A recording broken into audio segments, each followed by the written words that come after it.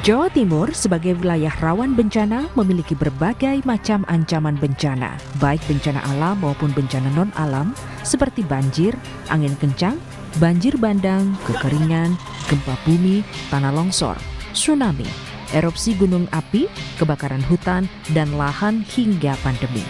Meski begitu, penanggulangan bencana di Jatim yang dikomandoi Badan Penanggulangan Bencana Daerah atau BPBD Jatim berjalan cepat dan maksimal. BPBD Jatim selalu tanggap dalam menanggulangi ancaman bencana.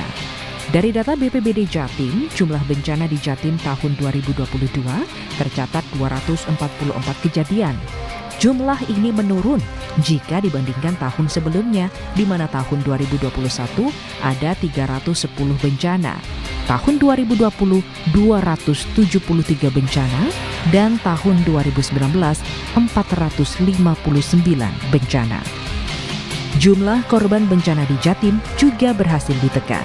Yang terbanyak hanya terjadi di tahun 2021 akibat erupsi Gunung Semeru di Lumajang, banjir bandang di Kabupaten Pasuruan, dan banjir besar di Sampang, di mana korbannya mencapai 101 jiwa orang meninggal dan 211 orang luka-luka.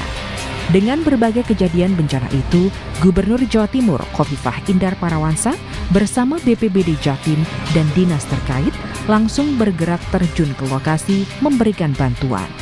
Saat erupsi Gunung Semeru di Lumajang dan banjir bandang di Bondowoso, Gubernur juga langsung membangun hunian sementara dan hunian tetap untuk masyarakat terdampak. Beberapa tahun ini kejadian bencana di Jawa Timur menurun, di mana tahun lalu di tahun 2022 ada terjadi kurang lebih 200 kejadian bencana. Dan dari kejadian bencana tersebut, alhamdulillah kita bisa tahu tingkat korban menurun, dan juga dari situ bisa kita ketahui kapasitas dari masyarakat dalam menghadapi bencana yang ada di sekitar wilayahnya menjadi meningkat.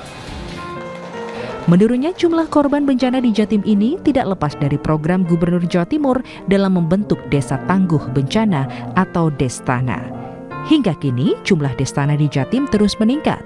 Di tahun 2022, di Jatim sudah terbentuk 1.542 desa Destana atau support dari Gubernur Jatim. Selain pembentukan Destana, BPBD Jatim juga memberikan pendidikan kebencanaan sejak dini kepada anak-anak. Pendidikan bencana itu diberikan relawan melalui Tenda Pendidikan Bencana atau TENPINA di kantor BPBD Jatim. Program ini menjadi percontohan bagi provinsi lain di Indonesia. Selama pemerintahan Gubernur Jawa Timur Khofifah Indar Parawansa, BPBD Jatim juga berhasil menurunkan indeks risiko bencana di Jatim hingga 108 poin. Hal ini berkat sinergitas BPBD Jatim dengan semua pihak, baik masyarakat, TNI Polri, dan para relawan termasuk dari kabupaten kota di Jatim. Penurunan indeks resiko bencana ini juga masuk dalam RPJMD dan indeks resiko bencana sebagai indikator kinerja utama atau IKU Pemprov Jatim. Bahwa kinerja BPBD Provinsi Jawa Timur dalam kepemimpinan Ibu Gubernur Hajah Khofifah Indar Parawansa mengalami perkembangan yang luar biasa, karena pada masa ini indeks resiko bencana menjadi indeks kinerja utama Ibu Gubernur.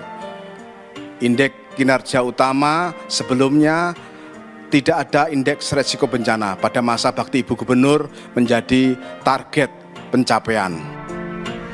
Di tahun 2023, bencana kebakaran hutan dan lahan di beberapa tempat di Jatim seperti Gunung Bromo dan Arjuno juga berhasil ditanggulangi dengan baik oleh BPBD Jatim. Atas kinerjanya ini, BPBD Jatim telah meraih sejumlah penghargaan, baik dari Gubernur Jatim, BNPB maupun Mendagri. Salah satunya penghargaan PPKM Award, kategori pengendalian pandemi COVID-19 tingkat provinsi dari Mendagri tahun 2023. Ayul Andim, JTV.